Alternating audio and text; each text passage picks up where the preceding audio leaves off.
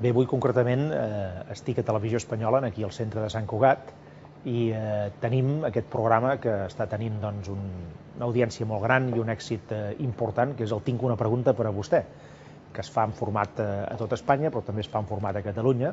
Aquest cop m'hi han convidat a mi, i és un programa que consisteix en que 60 persones prèviament seleccionades, que jo no conec, fan preguntes de tota mena, preguntes que jo tampoc conec, és a dir, que entres en el plató completament a pit descobert. Ells s'han estat preparant durant unes hores, fins i tot han passat pràcticament 24 hores tancats en un hotel, els van, diguem-ne, ensinistrant sobre com es desenvolupa el programa, i aleshores el convidat, en aquest cas jo mateix, entrem en allà i durant una hora i mitja aproximadament, entre una hora i mitja i dues, assistim en aquest torn de pregunta, resposta, rèplica, contrarèplica. Crec que és una cosa molt novedosa i interessant perquè, de fet, permet que la gent que té tota mena de preocupacions, gent, a més, de tot tipus de comarques, de tot tipus de sectors socials, etc., pugui entrar en contacte directament amb un representant polític. En aquest cas, em toquen a mi com a president de Convergència i Unió. Bé, ara no puc dir res més, això és l'entrada. Després, quan surti del programa, podré fer una mica de valoració de com ha anat tot plegat.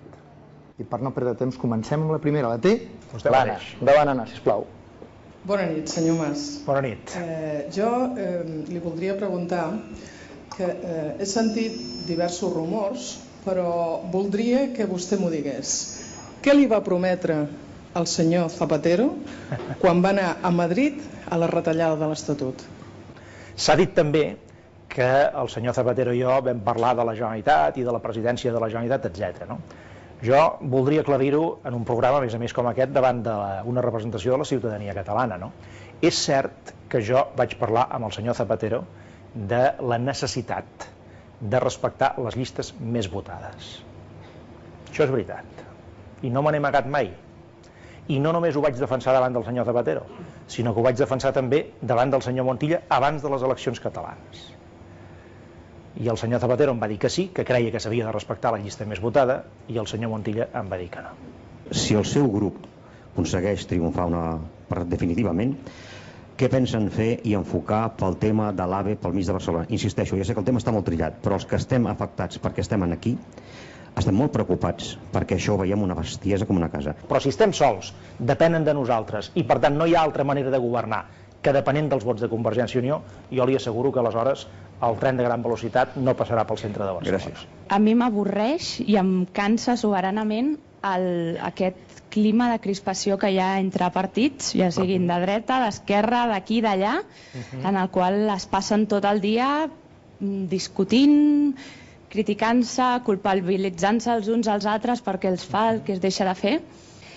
Jo li agrairia que em digués 3 coses que ha fet bé l'actual govern de la Generalitat de Catalunya. Bé, en el cap de l'oposició normalment se li demana què ha fet malament el govern, perquè per això el paguen, no? Però aleshores vostè em diu 3 coses que ha fet bé. Doncs miri, li intentaré contestar. Una cosa que es va fer bé va ser aprovar el que se'n diu la llei de serveis socials. Aquesta llei, amb honor a la veritat, no l'ha fet l'actual govern, sinó l'anterior tripartit. Ara vostè es pensava que jo anava a dir l'anterior govern de Convergència i Unió, que també en va fer una de llei de serveis socials, a l'any 1985. Una segona cosa que s'ha fet bé, el que se'n diu la llei de prestacions econòmiques de caràcter social, que són, aquella senyora ho preguntava, no? Aquelles persones que tenen pensions no contributives, que per tant no han cotitzat o han cotitzat molt poc, i aleshores a Catalunya s'ha fixat un índex que se'n diu de renda de suficiència, que són en aquest moment 531 euros, que és el mínim que es considera que una persona hauria de poder cobrar per viure amb un mínim, molt mínim de dignitat.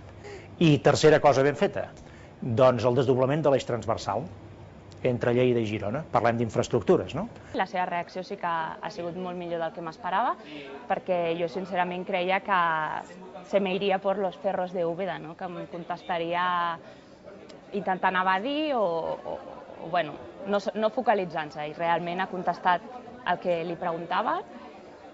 També hi ha hagut algun punt de que jo hagués seguit xinxant, però molt bé, perquè penso que ho ha fet d'una forma molt concreta, que és el que jo esperava. Vostè parla del dret a decidir. I llavors jo li faig aquesta pregunta molt concís. Amb un hipotètic referèndum d'autodeterminació a Catalunya i les enquestes estiguessin igualades, vostè què votaria? A. Estat de les autonomies. B. Estat federal. C. Sobirania per Catalunya. Quan jo parlo del dret a decidir, em sembla que ho he respost abans, no? Jo no hi poso cap límit en aquest dret, només n'hi poso un, que per mi és fonamental. Vostè pot ser que no hi estigui d'acord amb aquest límit, però per mi és fonamental, que és que perquè els catalans puguem decidir en qualsevol cosa, fins i tot en els seus límits màxims, com vostè planteja, hi ha d'haver no una meitat justeta, sinó una àmplia part del país que hi estigui d'acord. Jo, fa la qüestió de 10-12 anys, jo em considerava català-espanyol. Però després dels aconteciments que hi ha hagut en aquests últims 10 anys, jo ja no vull ser espanyol. Jo em considero ja català, perquè el que ens han fet no té dret a ser. I llavors el que vull és que les forces nacionalistes es tenen d'ajuntar i deixar-se de fer històries, de tripartits i històries, sinó anar on jo crec que estic convençut, aunque jo no ho vegi o ho disfruti, jo sé que els meus fills i els meus nets ho disfrutaran. I disfrutaran, dominaran les forces nacionalistes, seran els que regiran els destins de Catalunya. N'estic convençut. Són pràcticament 3:15 de la matinada. El programa del Tinc una pregunta per a vostè ha començat a les 10 de la nit. Ara he estat xerrant amb les 60 persones que han estat dintre del programa, totes aquelles persones que no havien pogut preguntar perquè no hi ha hagut temps, perquè les respostes han estat massa llargues, allò que passa sempre. Hem pogut xerrar una molt bona estona aquí, d'una manera molt distesa. Jo la veritat és que ara que s'acaba, el que he de dir és que és una gran experiència, dura per part de la persona que va allà a ser entrevistat. Vas sense xarxa, has de contestar sobre la marxa coses molt diverses, però bé, crec que també la gent pot apreciar si una persona que fa política està al dia, si coneix els temes, si té programes, si té idees, si té projectes, etc. Per mi ha sigut una molt bona oportunitat i espero que la gent que ho hagi pogut veure també hagi pogut disfrutar. En tot cas, crec que és un tipus de programa d'aquells que val la pena que segueixin, perquè és una manera que la gent, diguem-ne, a peu de carrer, entri en un contacte molt directe amb el representant polític, que aquest realment vegi que no pot simplement parlar d'oïdes, sinó que ha de parlar d'una manera molt concreta dels problemes que afecten en el dia a dia del país.